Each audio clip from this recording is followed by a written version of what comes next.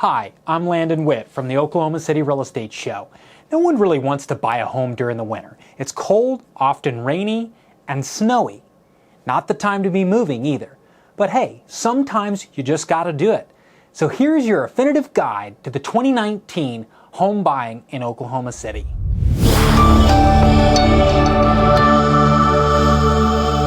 Alright, welcome to my desktop. It's just easier to describe this in map form. I'm going to keep this nice and quick, but most important thing when looking to buy a home is going to be the home value over time. 15% negative being the full red and and the full blue being 20%. Okay, as we look into this map, I want you to check this out. This is the core of Oklahoma City, and as we move out and away, we've got these red pockets here of change in value negative losses. Majority of Oklahoma City staying the same here, with the exception of the south side really seeing a renaissance here south of I-44. And well, this is actually the urban core here. And then the south side here, south of I-40, really seeing some areas of renaissance. But that urban core, by far, taking the cookie. Let's see if I can zoom in here a little bit further.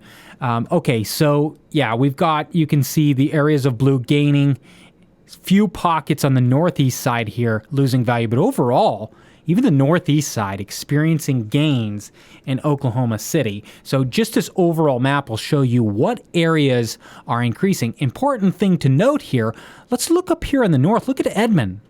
Not a whole lot of blue seen here. In fact, we're seeing a lot of the property values remaining the same over the last 12 months. As we're getting up towards Guthrie, even seeing some drops in property values over the last 12 months. Over on to Piedmont here, seeing a similar thing play out where we've got about 50-50 on the property gains and property losses. This, experts say, is due to a lot of folks moving into the urban core from further out, and then not a whole lot of people wanting to move out into the boonies. Looking over into Yukon, not a whole lot of action happening in Yukon over the last 12 months. Okay, this is year over year, so this is where we are. The filming of this is in November, so this is November of last year is what we're looking at, this percentage change from the last 12 months. So interesting to see this heat map metric. I want to change over to just the property value map in general. This is going from the white being lowest value to blue being the top value. You can see where the concentration of wealth is in central Oklahoma. Going to be in that north area around Edmond and into the Piedmont area. And also you've got a core right here. Anybody guess this? This is Nichols Hills. Nichols Hills is a neighborhood of large square foot homes. They're just north of I-44, north of Belle Isle here in Oklahoma City. And then also the urban core being a lot of high dollar homes. That can be all the way to Heritage Hills, Mesta Park, and some of those downtown homes really seeing high value. Okay, for those that are interested in our flood map, here you go. The red area being the area that you would have to need flood insurance if you're taking a loan on your house. The green being area of no concern. You can see most of our area is along I-40 there, that being the Oklahoma River. Okay. And moving on to the MLS to kind of show you guys that maybe aren't from here, what homes are available in what areas, and then we're going to talk about school districts, and then we'll be done. Here, Oklahoma City core going in. You've got Oklahoma City in the middle here, you got more to the south, Yukon to the west, Edmond to the north, Del City, Midwest City to the east. Okay, coming into Oklahoma City, this would be for the historic home lover in the family. These homes range everywhere from 1900s all the way to 1950. Let's find a good one to look at here. Ranging in all different types of prices, you've got, this is kind of leaning towards a Tudor style home. Price per square foot ranges anywhere between $100 to $350 a square foot. It's a two-story beautiful home. Another 2-story beautiful home here. Now you have to be careful with this area because we get into some historic preservation districts. Beautiful interiors, a lot of character there. Okay, if you're not looking for the historic homes and you're maybe looking for a budget area, you want to go west of I-44 or even right along I-44 to the north. We've got some area where homes, you can see this one. This is probably a renovation, needs some renovation, but got this home coming in at 140. This home here coming in at 225. These are not in a historic district.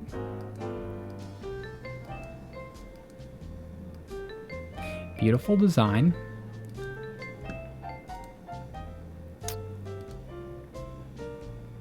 Going west again of I-44, we get into that area of Steve Pennington. These are single-family homes, usually in about 1,200 square foot. Then moving west to that, you get a little larger square foot and some concrete slab foundations. If we look at Oklahoma City in general, we see 1930s, 1940s, and then kind of emanating out to the 50s, and then on into the 60s, and then on to the modern construction of the 80s, and then into the 2000s as we get into the suburbs. Obviously, there's small pockets that differ. And then up to Edmond, if you're looking for a suburban style home, you're going to want to look up here in Edmond. These are going to be the modern style homes. Very, very telltale of Edmond, okay? This home, not a whole lot of updates in that last one we just saw. Looking just like the 90s there. Try to get to a place where there's a little bit more newer construction here. This built in 2010. Beautiful interiors. This being priced at $129. It's about average. Again, Edmond staying about the same, okay? And then down in Moore, you experience some of the same as you do in Edmond in terms of the suburban sprawl, newer construction. Now you've got some areas on the west side of Moore, which is very similar to the west side of Oklahoma City. Okay, let's get onto your schools. So schools, if you don't have kids, it still affects your property prices and values. Let's look at Oklahoma City. This is by a site called greatschools.org. This is put on by, so in partnership with Zillow. As you can see in Oklahoma City schools, not the best. Look at this. The orange and the yellow here displayed on the map being under 5. Some of these in the 1s and 2s. Got a couple though that are higher achieving. Cleveland Elementary School coming in at an 8 out of 10. And Quail Creek Elementary School, 7 out of 10. Middle school, same thing displaying there. And in the high school, similar manner. We move northwest, we get to Putnam City School District. We get, as far as the high school, 8 out of 10. A lot better school district. You'll have a lot of people wanting to live in the Putnam City School District. Looking at middle school, doing really well compared to the area around. Elementary school, hitting those 7s, occasional 9s there at Dennis Elementary School. Out west, continuing west, we get into Yukon. Yukon, you're seeing 8s in the elementary. High school, hitting that 8. But to really see schools start to shine, we need to head up here to the Edmond School District. Edmond schools, you've got them running in the 9s and the 10s in the high school. Great national rating, 10s among the best in the nation here in Edmond. West of Edmond, you got to watch those school lines as you get into West Edmond. You're going to get into Deer Creek School District, not a bad school district either, into those 10s, 9 and 10s. So Edmond and Deer Creek School District. Edmond School District to the east, again, showing those 10s.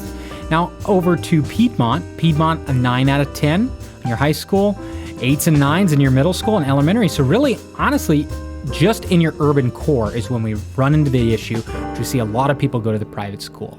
So I hope this has been helpful for you guys. This is the 2019 Winter Home Buyer's Guide. For more information and to listen or watch online, visit OKCRealEstateShow.com.